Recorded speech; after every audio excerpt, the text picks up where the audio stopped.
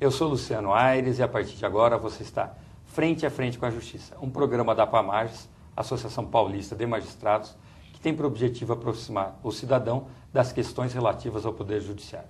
E é com muita honra que nós recebemos uma jovem promessa do Judiciário Paulista, o juiz de direito em Guarulhos, Dr. Regis de Castilho Barbosa Filho. Muito boa tarde, Dr. Regis. Seja bem-vindo ao nosso programa. Bom, gostaria de dizer primeiramente, Luciano, que a honra é toda minha de estar aqui nesse programa, que tem como um objetivo extremamente nobre, que é aproximar a população do Poder Judiciário, o que é imprescindível para que ele seja melhor compreendido e para que a população possa ter um acesso real a essa instituição tão importante para a democracia. Tá, vamos começar já com uma pergunta, Dr. Regis, muito importante, que é dentro dessa atuação, quando a gente disse uma jovem promessa, já é uma jovem realidade do Poder Judiciário.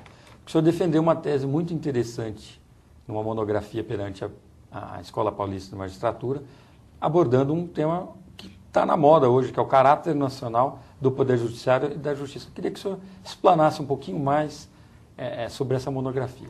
Bom, inicialmente eu agradeço essa menção elogiosa à minha pessoa, não sou merecedor disso, mas com relação a essa sua pergunta, realmente ela hoje tem uma importância muito relevante, principalmente após o advento do Conselho Nacional de Justiça, uma vez que ele unificou no plano nacional uma série de tarefas de planejamento, de fiscalização, disciplina, no âmbito de todos os órgãos do Poder Judiciário, seja da União ou dos Estados.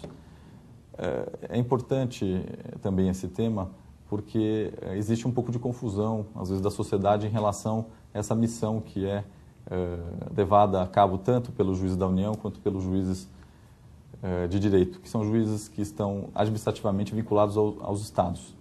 Eu digo isso porque, principalmente pela referência que nós temos, até pela nossa cultura de nos espelharmos nos Estados Unidos da América, em que há um sistema um tanto diferente do nosso, isso pode causar essas dúvidas a que me refiro.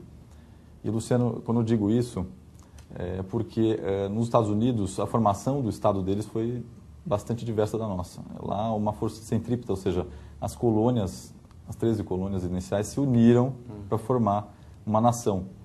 E nesse processo mantiveram uma série de poderes ainda muito além do que aqueles que existem no Brasil, na esfera dos Estados.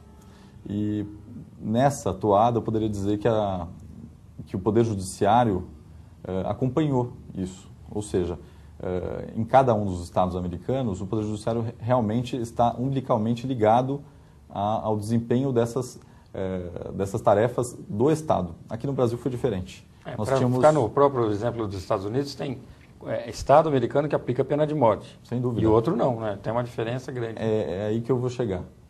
No âmbito norte-americano, o juiz norte-americano aplica, no âmbito dos estados, quando se trata de juiz do estado e não federal, as leis estaduais. Ele nunca vai aplicar uma lei editada pela União.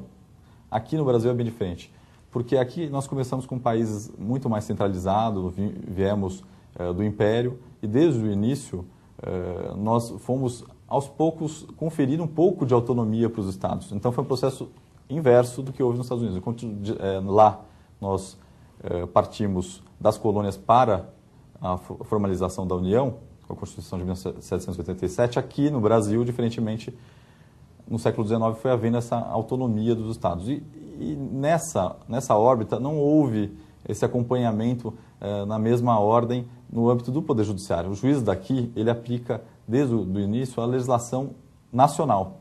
Só para lembrar, então, a legislação penal nos Estados Unidos, ela é editada por cada uma das suas esferas, por cada um dos seus estados federados, enquanto aqui no Brasil, a maior parte da legislação material e processual é de incumbência exclusiva da União.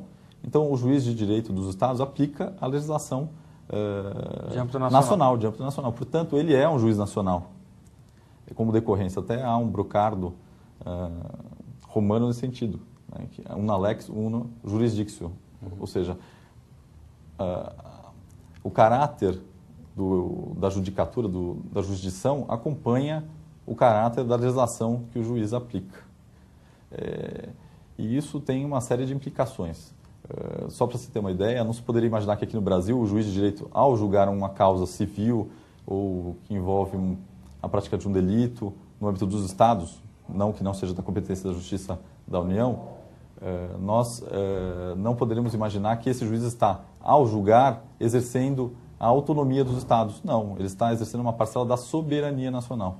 Cada juiz aqui exerce uma parcela da soberania nacional. Isso acaba tendo uma distinção em termos práticos. Em termos práticos, é uma grande distinção. E isso também tem repercussão no âmbito da distribuição de competência. Aqui, lá está distrito realmente a essa organização pela qual os estados mantêm uma grande autonomia, que não chega a ser soberania, porque existe evidentemente um Estado nacional, mas que aqui no Brasil não se repete. Aqui os estados têm o autogoverno, os municípios também o têm. E veja que nos municípios não existe poder judiciário, ao contrário dos Estados Unidos, que também tem. Então, veja bem, aqui nós temos uma legislação feita no âmbito dos estados e dos municípios, além da União, também o governo também existe, quer dizer, a gestão dos negócios próprios. Isso confere autonomia, mas jamais soberania a esses estados. E no âmbito do julgar, eu poderia dizer que o Poder Judiciário está apenas no plano administrativo sujeito a essa federação. No mais, a atuação do juiz é eminentemente nacional. Isso já vem desde João Mendes Júnior e passando por uma série de juristas de nomeada que, em artigos bastante esparsos, se manifestaram a esse respeito. Nessa monografia, eu humildemente apenas compilei esses estudos para fazer um estudo mais organizado acerca dessas ideias. Só para lembrar que os juízes todos estão sujeitos às mesmas vedações e garantias e ao mesmo estatuto da magistratura, no artigo 93, principalmente da Constituição, que é regulada a vida do magistrado. E não há diferença nenhuma entre a atuação do juiz e as garantias e vedações dos estados e da União. Só para terminar, é comum imaginar que a envergadura da jurisdição dos juízes federais, por se tratar pelo nome até federal, e pela diferença que existe no âmbito... Aí eu vou mencionar que existe uma grande diferença. No plano legislativo, no plano do Poder Executivo, existe uma diferença, né, evidente. E isso tem a ver com o território.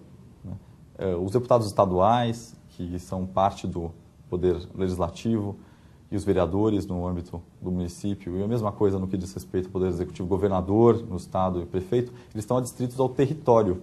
Que o juiz não está. Quer dizer, o juiz pode dar uma ordem que tem até alcance nacional e, por que não, às vezes, internacional, se há convenções que permitem isso.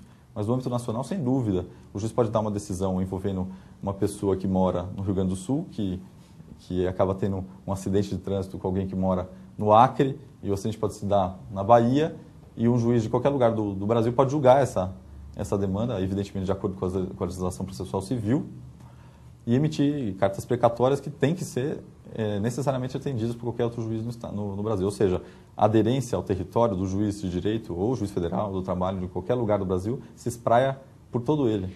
Né? Quer dizer, não está distrito, ao contrário do juiz.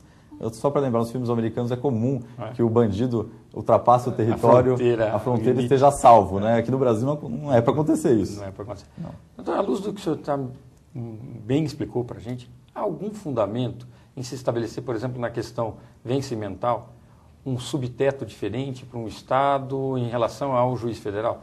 O desembargador federal teria direito a uma percepção de um salário maior de um desembargador estadual? Olha, assim que se enveredou por essa tentativa de controle dos gastos públicos e dos subsídios, que eu acho muito louvável, acho que tem que haver regras bem claras a esse respeito, inclusive a Associação dos Magistrados Brasileiros vem defendendo desde o início que sejam fixados os subsídios, e eu só posso endossar essa tentativa. Aliás, no âmbito da própria Pamages, nós já mandamos um projeto para fixação dos subsídios no âmbito dos estados, mas não poderíamos passar ao largo da essência da função do magistrado. Se, como eu disse, todos os magistrados exercem parcela da soberania e não estão ligados à federação para exercício da sua judicatura, não há por que haver diferenciação na órbita dos subsídios. E, portanto, a única diferença que deve haver é aquela que está estabelecida já secularmente na Constituição,